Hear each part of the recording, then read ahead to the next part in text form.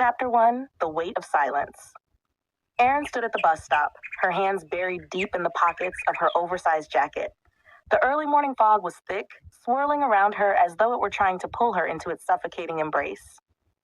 The city was waking up slowly, the streets quiet, except for the occasional rustle of leaves or the distant honk of a car. But all Erin could hear was the pounding of her heart. Her mind raced. She had been in this place 100 times before, dreaming, yearning, but always afraid to move.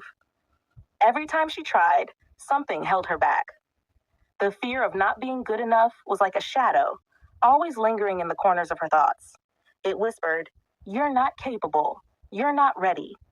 And no matter how much she tried to ignore it, the shadow grew bigger. She pulled her phone from her pocket, checking the time. 7:30 a.m.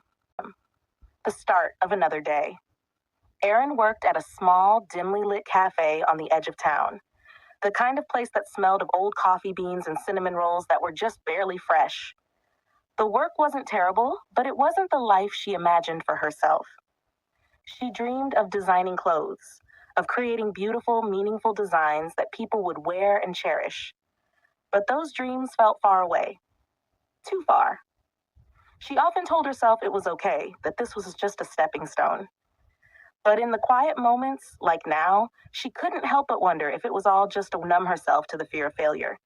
She thought about the sketches hidden in her drawer at home, tucked away and untouched, and the designs she dreamt up but never dared to create. The fog began to lift as the bus rolled into view, the engine's low rumble cutting through the stillness. Erin stepped forward, her feet dragging, as if every step was a battle. She climbed aboard, finding an empty seat by the window. The bus started moving, carrying her through the streets, but she barely noticed the world passing by. Her thoughts were clouded with doubt, the feeling of never being quite enough. Chapter 1. Continued. Erin sat at the counter of the cafe, wiping down the glass, her eyes unfocused. Her coworker, Maya, chatted animatedly about her weekend plans, but Erin's mind was elsewhere. She could see herself, years from now, in a bustling fashion studio, sketching designs, making decisions that would change the fashion world. But that image seemed so far off, and the path to it felt impossible. "Hey, are you okay?" Maya asked, her voice cutting through the haze in Erin's mind. "You've been staring at that wall for ages." Erin snapped out of her thoughts, offering a half smile. "Yeah, just tired, I guess." Maya raised an eyebrow. "Tired or afraid? Or afraid?" Erin froze. How did Maya always know? "I'm not afraid," she lied. "I just don't have time to think about that stuff right now." But deep down, Erin knew the truth. The fear wasn't just something she could ignore. It was woven into everything she did or didn't do. It had shaped the way she moved through life, always cautious, always waiting for the perfect moment to act. But perfect moments never came. Chapter 2. That night, Erin sat alone in her small rented room. The hum of the ceiling fan overhead, the ticking of the old wall clock, and the distant sound of traffic outside her window wrapped the space in a quiet lullaby. She reached under her bed and pulled out a thin, worn-out folder. Inside were sketches, her secret world. They were rough, imperfect, and many unfinished, but they were hers. She held up one sketch, an ivory dress with sharp geometric lines and a single blue feather falling across the back. Her favorite design, one she'd imagined on the runway 100 times. It reminded her of wind, wild, unpredictable, and free. Everything she wasn't. She whispered to herself, almost like a prayer, "Maybe tomorrow I'll show someone. Maybe." But that voice, the one that always waited, was already there. And what if they laugh? What if it's not good enough? She let the sketch fall back into the folder and closed it, her heartbeat soft but heavy. Her dream was alive, but barely breathing. Scene shift. A stranger's spark. The next day at the cafe, just before closing time, an older man walked in, around 60, in a navy blue coat and with eyes that looked like he'd seen more life than he could carry.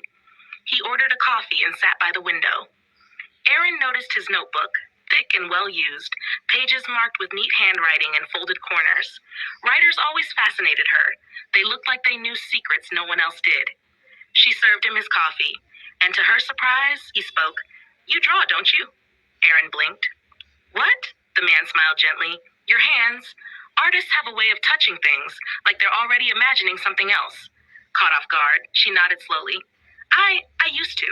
Still do sometimes. You ever show anyone? He asked, not in a challenging way, but kindly, like someone offering a seat beside them instead of a spotlight. She hesitated. No, I'm not sure I'm good enough.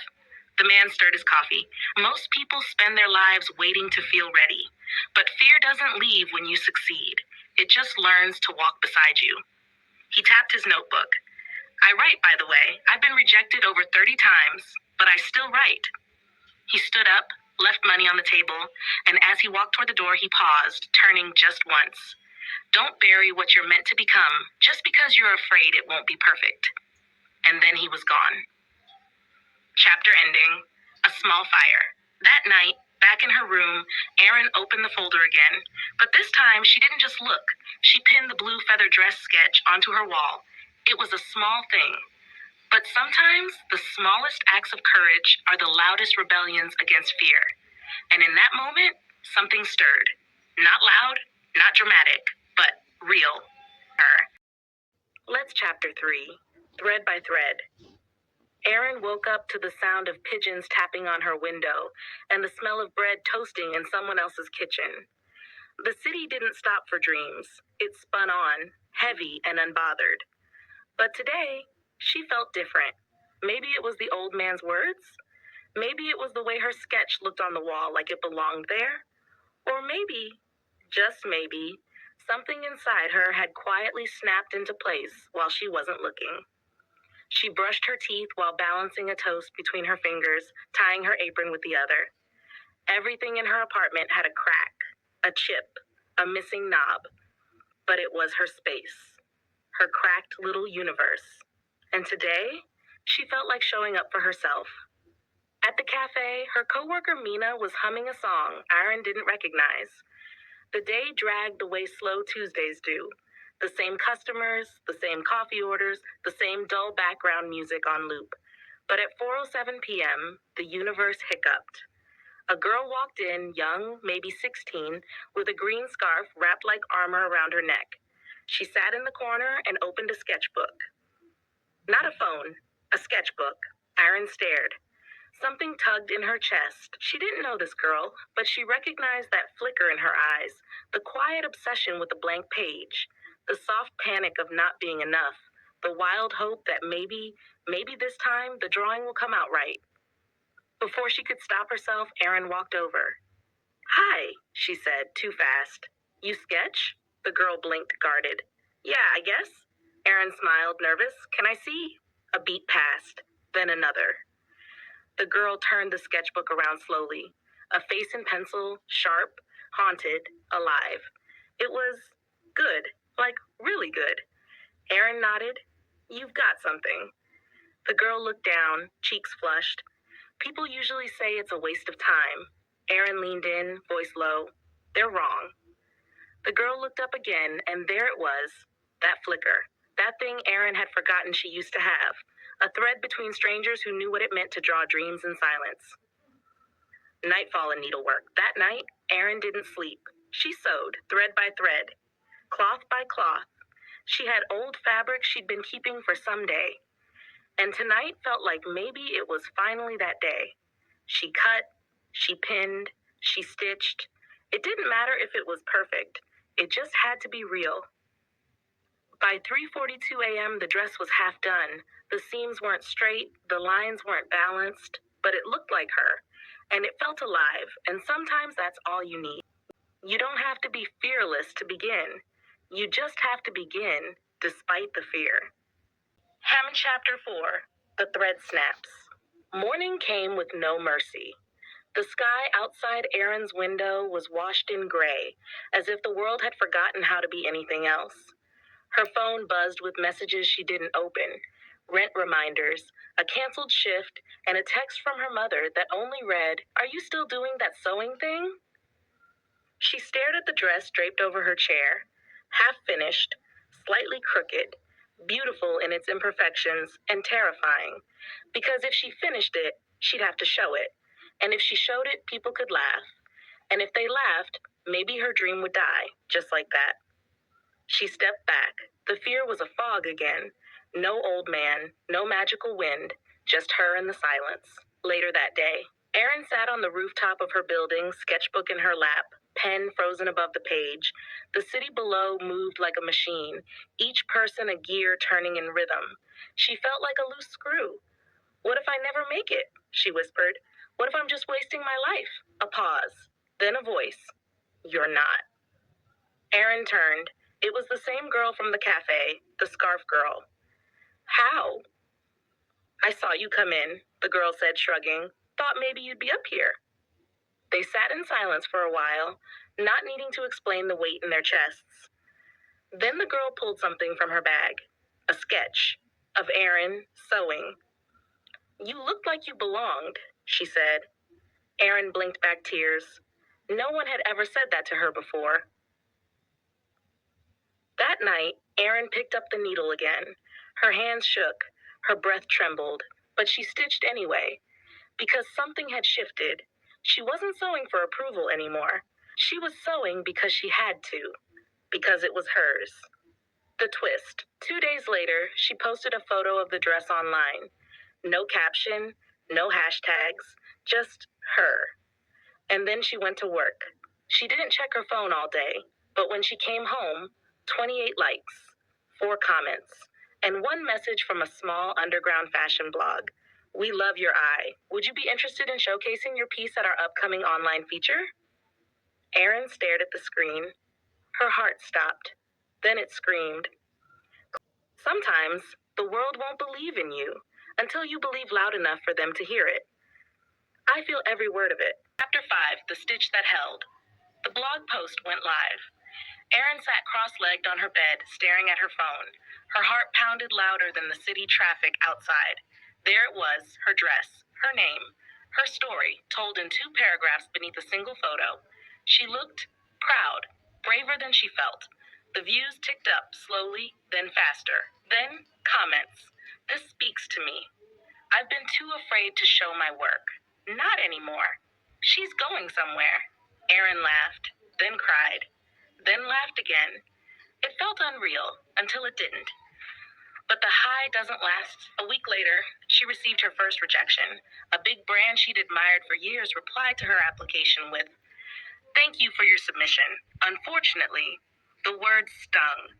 All over again, that voice returned. "See, you're not ready.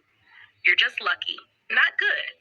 She almost deleted her entire page that night, almost threw the sketchbook in the trash. Then the wind came back. It wasn't literal wind this time, not like before. It was something else. As Erin sat on the park bench, defeated, Scarf Girl appeared once again. This time with no scarf, just a gentle smile and a box in her hand. Inside, thread, fabric, needles, and a note. Everyone fails. Not everyone tries again. Let this be your second stitch. The final choice. Erin had 2 paths. 1, give up, stay safe, and vanish into the crowd. 2, try again, stitch again, risk again. She chose the second. The next month, she hosted a tiny fashion showcase in a local cafe. 10 people came, 3 left early. 1 person clapped like she meant it. But that one person, she was a freelance designer with a studio space, and she offered Erin a chance to intern. Months later, Erin stood on a rooftop, not hiding, but filming.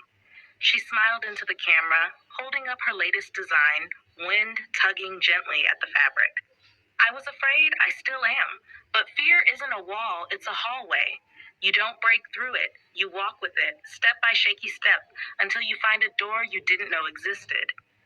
The wind picked up, and behind her, the skyline glowed. The dream wasn't to be fearless, it was to keep dreaming even while afraid.